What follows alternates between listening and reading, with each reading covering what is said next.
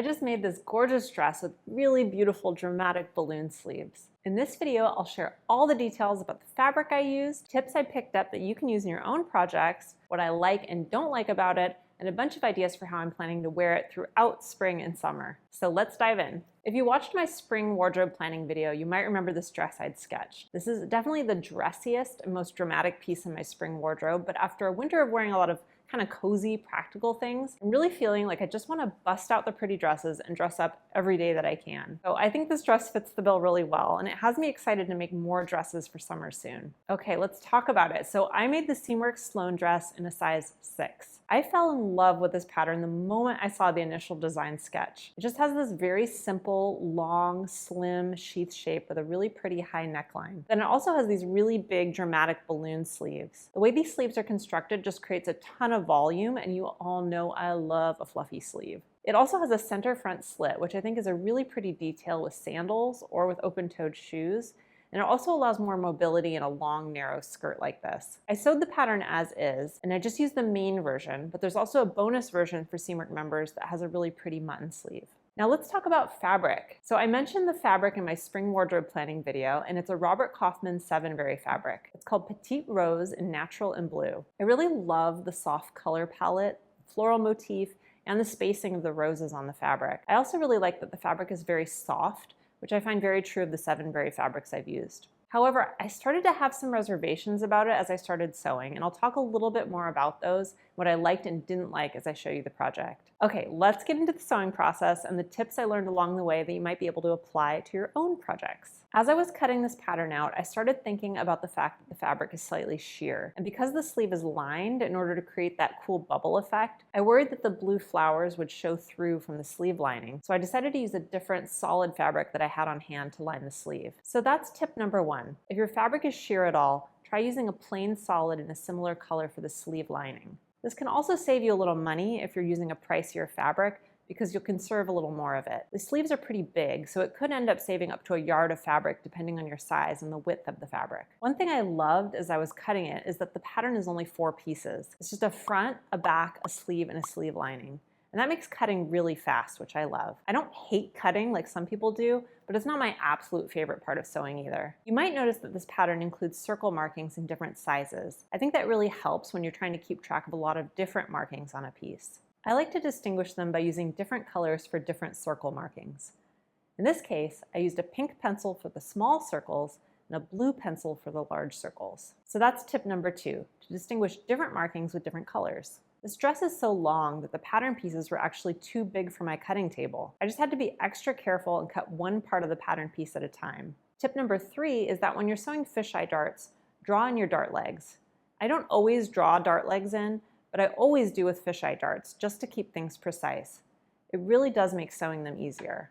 So I kept sewing till about half the dress was done, and then I came back a couple days later to finish. When I did, I noticed that when I took it out of my project basket, it was really wrinkled. And part of me started to worry that the dress was going to end up looking like a rumpled pillowcase. The fabric is so soft and almost a bit flannel feeling that I really started to think it wasn't going to look great. But you know, these moments of doubt happen with sewing, and sometimes you just have to persevere and wait and see what it looks like in the end. So I kept going. Now it's time to sew the zipper. If there's one specialty foot I really love, it's my invisible zipper foot. It just makes it so much easier to sew zippers, so it was one of the first extra feet I bought for my sewing machine when I got it. If you don't have one, I really do recommend it. The neckline of this dress has a bias tape facing. Pattern calls for 1/2-inch bias tape. My local fabric store was completely out and only had a 1/4-inch double fold. It's no problem though. I just opened up the 1/4-inch double fold and I pressed it to create 1/2-inch single fold. So there's tip number 4. You can always substitute 1/4-inch double fold for 1/2-inch single fold bias tape just by opening it up and pressing it to remove that second fold. And vice versa, you can always fold 1/2-inch single fold bias tape in half to create double fold. After the zipper, it was time to hand sew the hook and eye. I usually save any hand sewing for the last step, but I followed the pattern instructions and it was kind of nice to take a break and just get it done. Once I sewed the side seams, I tried the dress on over some of my clothes.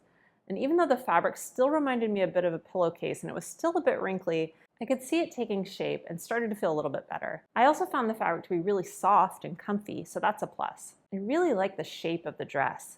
It reminds me a lot of the 1950s and 1960s vintage sheath dresses that I used to wear all the time. Okay, so let's put the sleeves in and finish this. So I had a little accident while doing the gathering on the sleeves. I was reaching for the bobbin thread to pull it out, and somehow the needle came down and jabbed me under my fingernail, and I yelped. So just be careful putting your hand near your needle and keep your foot away from the pedal while you do. Other than that, I really enjoyed sewing these sleeves.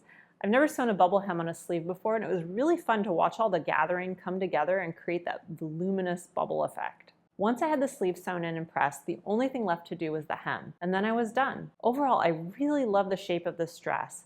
It does still feel a bit to me like wearing a bed sheet though, I'm not gonna lie. I think if I were gonna make it again, I'd probably choose either a crisp lawn, a linen, or even a rayon challis for a more drapey effect. Or I might even underline this fabric to give it more body and also minimize any show through on the seams. I think it's really easy to see the things you'd change or do differently when you sew something, and then you focus so much on those that you become overly critical of what you've made. I really try to not do that and just recognize those lessons, but still see the beauty of all my hard work in spite of any imperfections. What about you? Okay, let's talk about how I'm gonna wear it. Now, honestly, this is pretty simple in terms of styling. First of all, it's a dress, so it's sort of already a complete outfit. And second, those big sleeves kind of make it hard to layer, but I can still think of a few ways to change it up. First, I'd wear this dress with some simple clogs, which I think is a perfect day-to-day look. I might also take a straw bag. This is just a simple look I can wear anytime. When the weather's cooler in spring, instead of trying to fit a cardigan or a sweater over those big sleeves, I might wear this sweater vest that I knit. It's a petite knit pattern, and I really love the way a sweater vest looks over a dress with big sleeves. It definitely has some Scandinavian vibes. Another way I might wear it on sunnier days is with my favorite straw hat and sunglasses. I'm becoming more and more fanatical about sun protection as I get older, and a big hat really helps. I'm also wearing some soft blue suede mules here. If I do want to attempt a jacket, I can also layer it with a classic denim jacket and some Birkenstocks to really dress it down and stay comfy. Overall, I absolutely love the shape of this dress, and even though I'm a little bit iffy on the fabric choice, I still think the end result looks great and it feels very me. I'd also love to make this dress again in white linen or in a crisp black cotton. I think both would be really simple and really beautiful. Have you ever sewn something you loved but in a fabric that ended up not quite working the way you hoped? Share yours in the comments with all of us. And also let me know, do you think this dress looks too much like an old bedsheet, or is it just me? And if you want to sew the Sloan pattern for yourself, be sure to check out Seamwork.